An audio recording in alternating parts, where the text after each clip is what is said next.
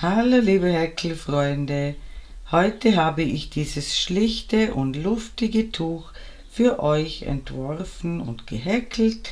Das Muster ist ein bisschen eigenwillig, aber dafür besteht es nur aus einer einzigen Musterreihe. Sobald ihr die verstanden habt, geht das Tuch schnell voran und ist dann ein richtig entspanntes Fernsehprojekt. Infos zum verwendeten Material und wo es erhältlich ist, findet ihr wie immer im Anfangsbereich des Videos sowie in der Videobeschreibung. Und jetzt wünsche ich euch viel Freude beim Nacharbeiten.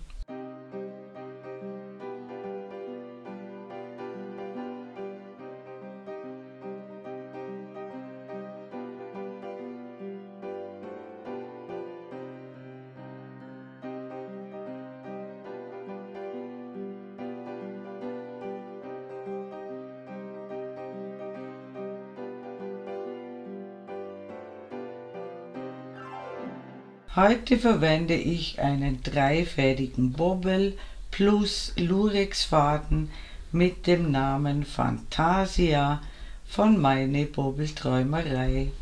Er hat 1000 Meter Lauflänge und mein Tuch ist ca. 195 cm breit und 95 cm lang geworden. Ich bedanke mich an dieser Stelle herzlich bei Sabine Helfer, die mir diesen Bobbel zur Verfügung gestellt hat. Die Sabine macht wunderschöne Bobbels mit tollen Farbverläufen, mit oder ohne Lurex-Faden, in vielen Farben und auch mit der gewünschten Lauflänge. Ihr findet meine Bobbelträumerei auf Facebook und es lohnt sich, da einmal hineinzuschauen.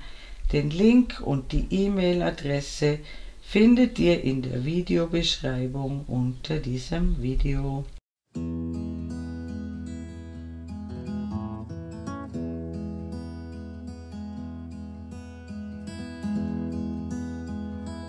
Ich beginne von innen nach außen und ich verwende eine Häkelnadel Nummer 3,5 und ich starte mit einer Anfangsschlinge.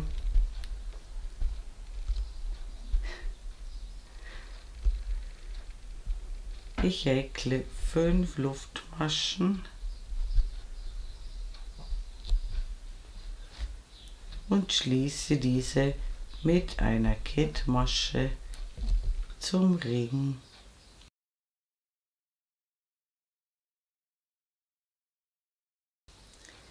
Dann häkle ich 4 Luftmaschen, 13 als Stäbchen und eine für den Abstand. Dann häkle ich in den Ring hinein 3 Stäbchen.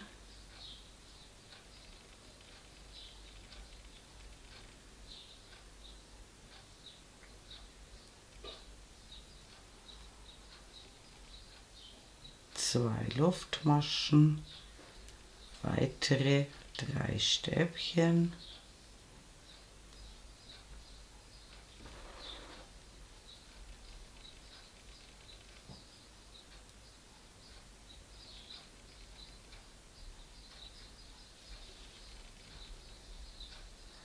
eine Luftmasche und noch ein Stäbchen in den Ring. Zur Erklärung: Diese beiden Lücken hier am Rand dienen dazu, dass wir einfach zunehmen können, und hier ist die Spitze des Tuchs. Wir wenden die Arbeit und die Reihen beginnen immer mit 4 Luftmaschen und 2 Stäbchen in diese Vorbereitungslücke, die wir in der Vorreihe gemacht haben. 2 Stäbchen in diese Lücke. Dann häkle ich ein Stäbchen auf das erste Stäbchen dieser 3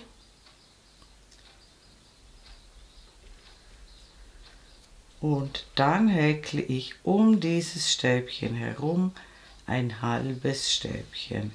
Ich hole einen Umschlag, steche um das Stäbchen herum, das wir gerade gemacht haben, hole den Faden durch.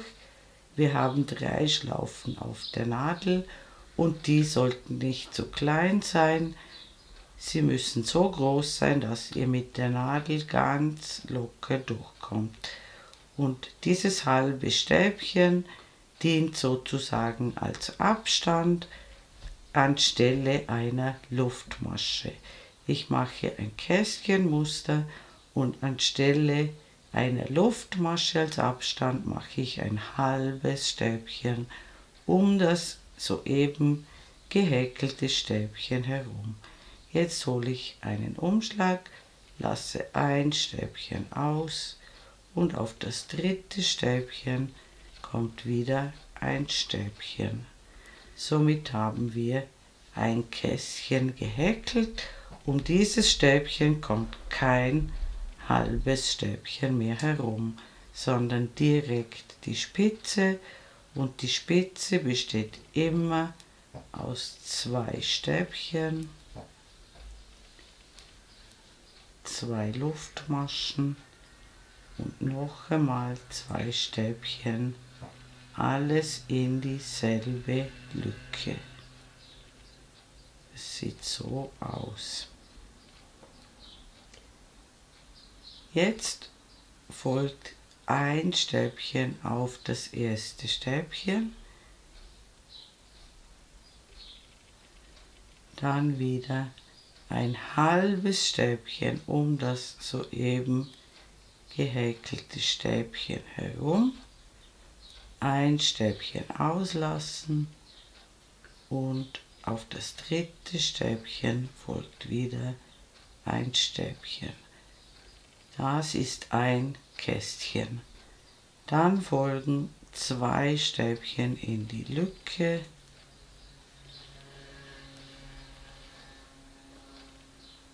eine Luftmasche und ein weiteres Stäbchen in die Lücke.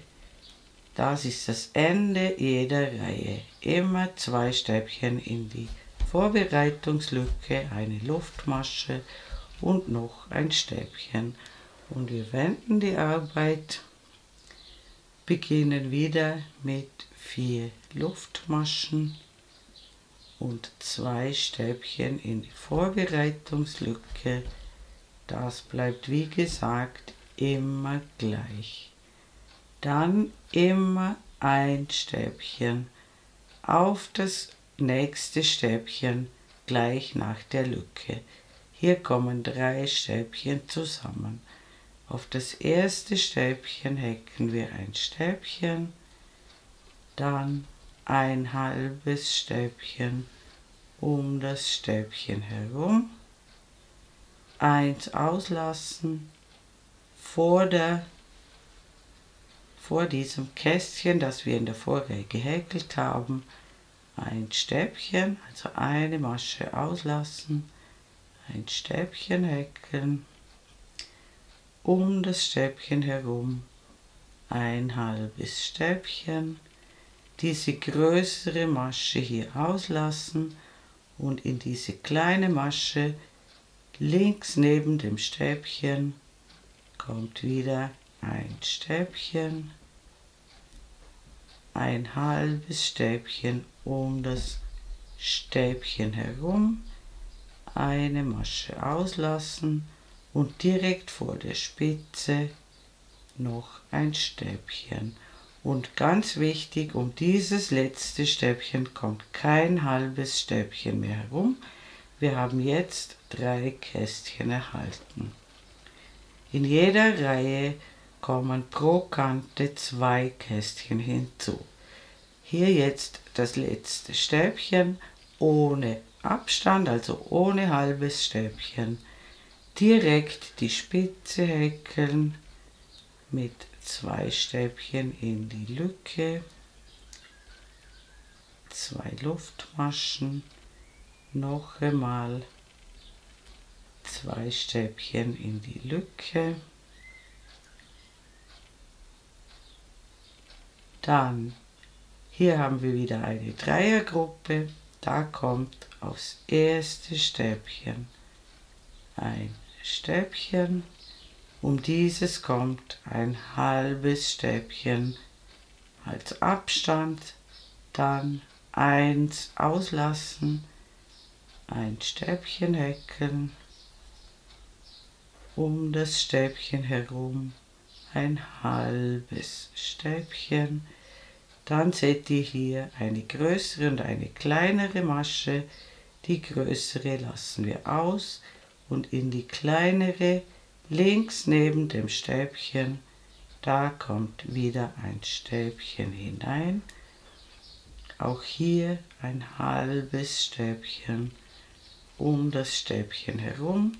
Hier haben wir noch zwei vor der Lücke, eins lassen wir aus und direkt vor der Lücke häkeln wir noch ein Stäbchen und auch hier immer um das letzte Stäbchen vor der Lücke kein halbes Stäbchen mehr häkeln, sondern jetzt folgt direkt das Ende der Reihe mit zwei Stäbchen, einer Luftmasche und dem Vorbereitungsstäbchen. Und wir haben auf beiden Kanten 3 Kästchen. 1, 2, 3, 1, 2, 3. Wir wenden wieder, häkeln 4 Luftmaschen, wie immer, häkeln 2 Stäbchen in die Lücke, ein Stäbchen auf dieses erste Stäbchen dieser Dreiergruppe und da kommt jetzt gleich das erste Kästchen und das bedeutet ein halbes Stäbchen um das Stäbchen herum. Eins auslassen, auf das dritte Stäbchen der Dreiergruppe ein Stäbchen häkeln, ein halbes Stäbchen als Abstand. Dann seht ihr hier wieder immer eine größere und eine kleinere Masche und diese größere lassen wir immer aus und in die kleinere häkeln wir ein Stäbchen, ein halbes Stäbchen drumherum, die größere auslassen, in die kleinere Masche ein Stäbchen häkeln, ein halbes Stäbchen drumherum, eine Masche auslassen und diese kleine Masche ist immer leicht links vom Stäbchen. Das ist die richtige Masche, die ihr behäkeln müsst. Ein halbes Stäbchen drumherum. Jetzt haben wir noch 2 übrig bis zur Spitze. Eins davon lassen wir aus und direkt vor der Spitze häkeln wir nur noch ein Stäbchen. Kein halbes Stäbchen drumherum und wir haben 1, 2, 3, 4, 5 Kästchen erhalten. Dann häkeln wir direkt die Spitze mit 2 Stäbchen, 2 Luftmaschen, 2 Stäbchen,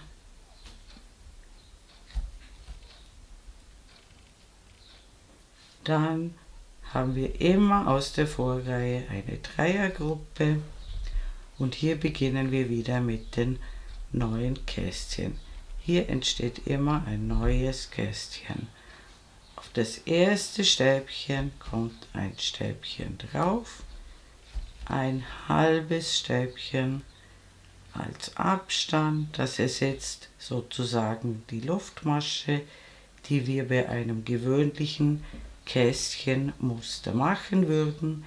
Wir lassen eine Masche aus, häkeln ein Stäbchen, ein halbes Stäbchen als Abstand, die größere Masche auslassen, in die kleinere Masche ein Stäbchen häkeln, den Abstand häkeln, die größere Masche auslassen, in die kleinere Masche ein Stäbchen häkeln, ein halbes Stäbchen als Abstand, die größere Masche auslassen, ein Stäbchen in die kleinere Masche, ein halbes Stäbchen als Abstand und über diese letzten beiden, also diese 3 hier, bilden wir wieder ein neues Kästchen. Das heißt, 2 haben wir noch übrig. Hier lassen wir eine aus und direkt vor der Lücke kommt das letzte Stäbchen und hier häkeln wir kein halbes Stäbchen, das ist wichtig, sondern direkt 2 Stäbchen in die Lücke, eine Luftmasche und das Vorbereitungsstäbchen. Und wir haben jetzt auf beiden Seiten 5 Kästchen. 1, 2, 3, 4, 5. 1, 2, 3, 4, 5. Und wir wenden wieder. Und die Reihe funktioniert immer genau gleich. Wir starten immer mit 4 Luftmaschen. 2 Stäbchen in die Lücke.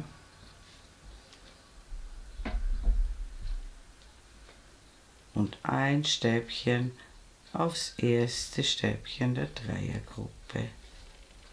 Und hier beginnen wir mit den Kästchen. Ein halbes Stäbchen anstatt einer Luftmasche als Abstand. Eine Masche auslassen. Ein Stäbchen häkeln, ein halbes Stäbchen als Abstand, eine Masche auslassen, ein Stäbchen häkeln, ein halbes Stäbchen als Abstand, eine auslassen und es ist immer die größere Masche, die wir auslassen und in die kleinere häkeln wir ein Stäbchen, ein halbes Stäbchen als Abstand, die größere auslassen, die kleinere wir häkeln mit einem Stäbchen, ein halbes Stäbchen als Abstand, eine Masche auslassen, ein Stäbchen häkeln, ein halbes Stäbchen als Abstand, und hier wieder die größere auslassen, in die kleinere ein Stäbchen häkeln, ein halbes Stäbchen als Abstand und vor der Lücke bleiben immer 2 Stäbchen übrig, davon lassen wir 1 aus und häkeln direkt vor der Lücke nur noch ein Stäbchen ohne halbes Stäbchen. Und jetzt haben wir 1, 2, 3, 4, 5, 6, 7 Kästchen. Das hier ist kein Kästchen.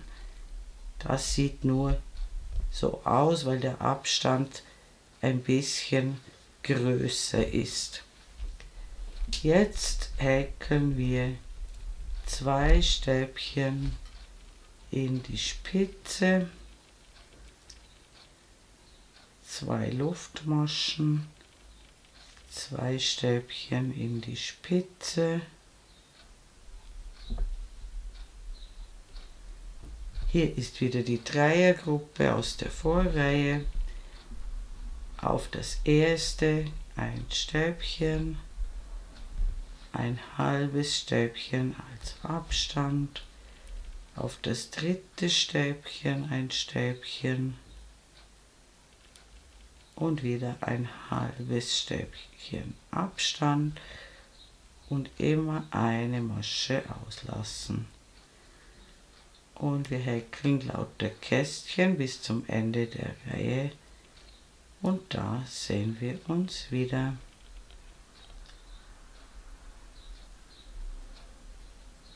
Willkommen zurück, ich bin beinahe mit der Reihe fertig. Hier haben wir noch 2 Stäbchen übrig und die Lücke. Hier kommt noch ein halbes Stäbchen drumherum, eine Masche auslassen, direkt vor der Lücke nur noch ein Stäbchen häkeln, ohne halbes Stäbchen, dann 2 Stäbchen in die Lücke, eine Luftmasche und das Vorbereitungsstäbchen.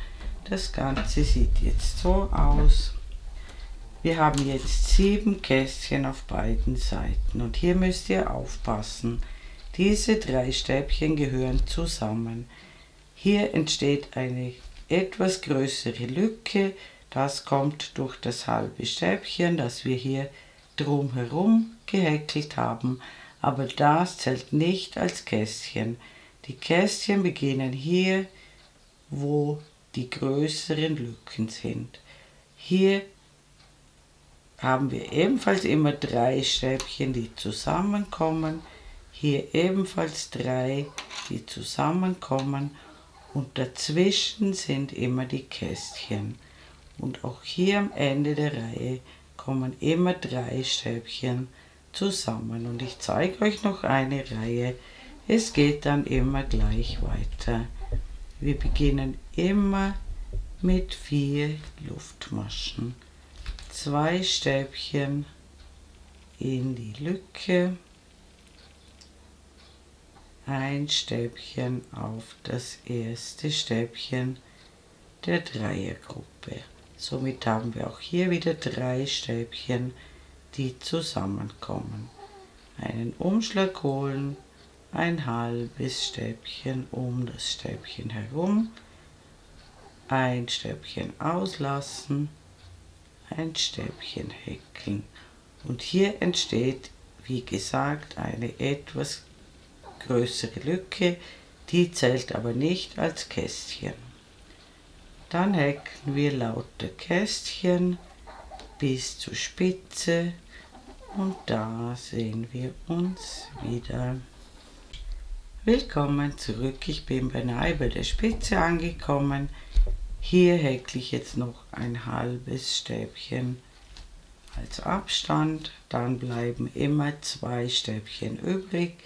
Wir häkeln direkt vor der Spitze nur noch ein Stäbchen, kein halbes Stäbchen mehr, dann direkt die Spitze mit 2 Stäbchen, 2 Luftmaschen, 2 Stäbchen,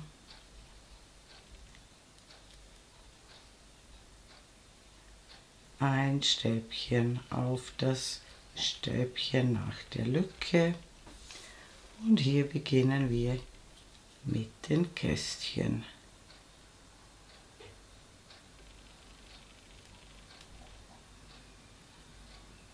Und häkeln wieder Kästchen bis zum Ende der Reihe und da sehen wir uns wieder. Willkommen zurück, ich bin beinahe mit der Reihe fertig. Hier ist es genau gleich wie vor der Spitze. Ich häkle noch ein halbes Stäbchen als Abstand, dann bleiben 2 Stäbchen übrig und direkt vor der Lücke häkeln wir nur noch ein Stäbchen und kein halbes Stäbchen mehr. Dann 2 Stäbchen noch in die Lücke, eine Luftmasche und das Vorbereitungsstäbchen und das Ganze sieht so aus. In dieser Reihe haben sich jetzt 9 Kästchen ergeben. Es ergeben sich pro Reihe, pro Kante 2 Kästchen mehr und die Anzahl der Kästchen ist immer ungerade. Und wir haben immer am Anfang 3 Stäbchen, die zusammenkommen, dann beginnen die Kästchen. Auch bei der Spitze haben wir 3 Stäbchen, die zusammenkommen, vor der Spitze, nach der Spitze. Dann erst beginnen die Kästchen und auch am Ende der Reihe 3 Stäbchen, die zusammenkommen. Und immer die Vorbereitungslücken. Und jetzt wird diese Reihe sinngemäß so lange wiederholt, bis das Tuch die gewünschte Größe erreicht hat, beziehungsweise bis noch ungefähr 30 Gramm des Bobbels übrig sind.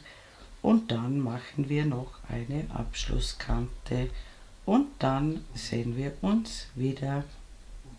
Willkommen zurück. Ich habe noch circa 30 Gramm des Bobbels übrig. Das Tuch ist schon wunderschön groß geworden und ich wende jetzt nicht mehr, sondern behäkle jetzt die Halskante des Tuchs. Ich häkle 3 Luftmaschen, die zählen als ein Stäbchen und häkle in diese Lücke um das Randstäbchen herum noch ein Stäbchen und dann häkle ich um das Stäbchen, das wir gerade gemacht haben, eine Dreiernoppe, dazu die Masche ein bisschen länger ziehen, einen Umschlag holen, den Faden einmal durchholen, ein Umschlag, den Faden zweimal durchholen, ein Umschlag, den Faden dreimal durchholen. Die Schlaufen müssen so groß sein, dass ihr ganz gut mit der Nadel durchkommt. Eine Luftmasche als Abstand und wir häkeln jetzt in jede Lücke so ein Stäbchen und um das Stäbchen herum eine Dreiernoppe und immer nach der Noppe eine Luftmasche. Wir springen in die nächste Lücke, häkeln ein Stäbchen, holen einen Umschlag, holen den Faden einmal durch, ein Umschlag, den Faden ein zweites Mal durch, ein Umschlag, den Faden ein drittes Mal durch, alle abmaschen, eine Luftmasche. Und so springen wir von Lücke zu Lücke und machen überall dasselbe. Hier in der Mitte würde ich ebenfalls in diesen Ring hinein ein Stäbchen mit Noppe häkeln und wir häkeln die ganze Halskante entlang und an der Ecke sehen wir uns wieder. Willkommen zurück, ich bin an der Ecke angekommen. In die letzte Lücke habe ich ein Stäbchen mit Noppe gehäkelt und eine Luftmasche und hier häkle ich noch 2 weitere Noppen hinein, also immer ein Stäbchen, eine Noppe, eine Luftmasche und das Ganze noch ein drittes Mal, damit wir gut um die Kurve kommen.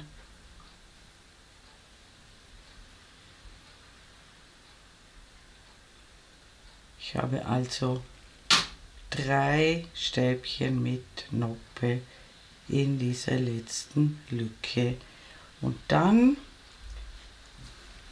häkle ich das nächste Stäbchen auf das erste Stäbchen dieser Vorrunde, häkle wieder eine Noppe drumherum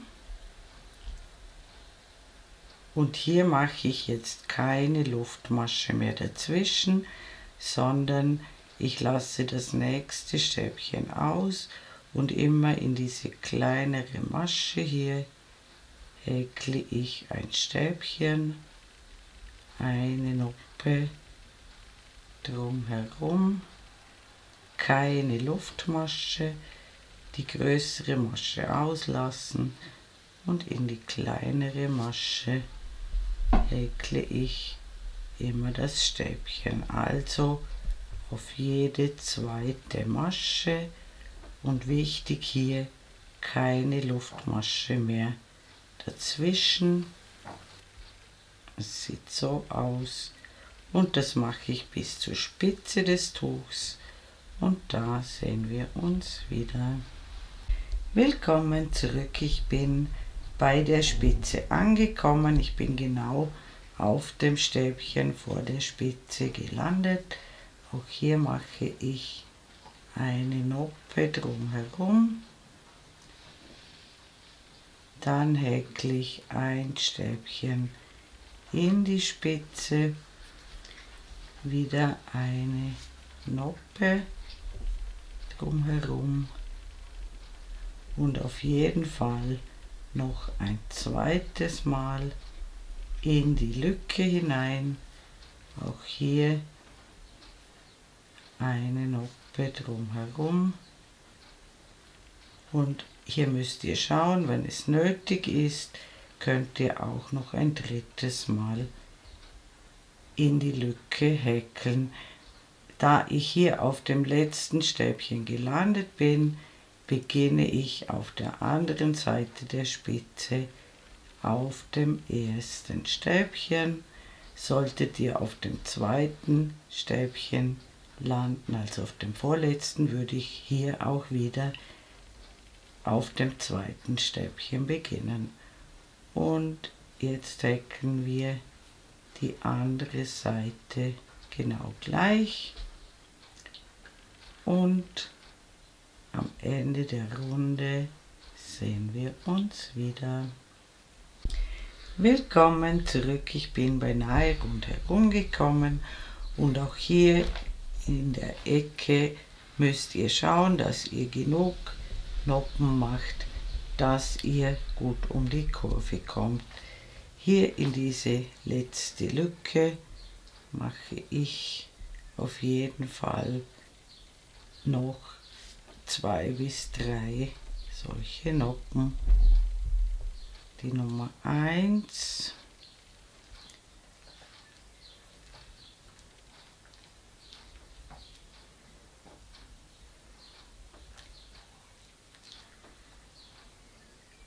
die Nummer 2 und ich mache noch eine dritte dazu.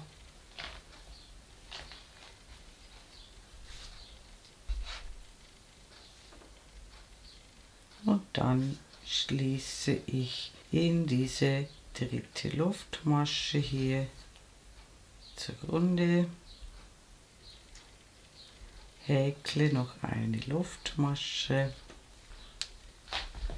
schneide den Faden ab, ziehe ihn heraus und ziehe ihn fest und das ist übrig geblieben. Wir haben den Bobbel also bestmöglichst ausgenützt und jetzt müsst ihr nur noch die Fäden vernähen und unser wunderschönes Sommertuch ist fertig. Liebe Häkelfreunde, ich bedanke mich herzlich fürs Zuschauen, hoffe ihr habt Freude beim Häkeln dieses schlichten Tuchs und mein nächstes Video ist schon in Arbeit. Ich würde mich natürlich sehr freuen, wenn ihr meinen Kanal abonnieren würdet. Wenn ihr mir ein besonderes Dankeschön zukommen lassen wollt, könnt ihr das mit dem Super Thanks Button unter diesem Video tun. Eure Karin aus dem Ländle.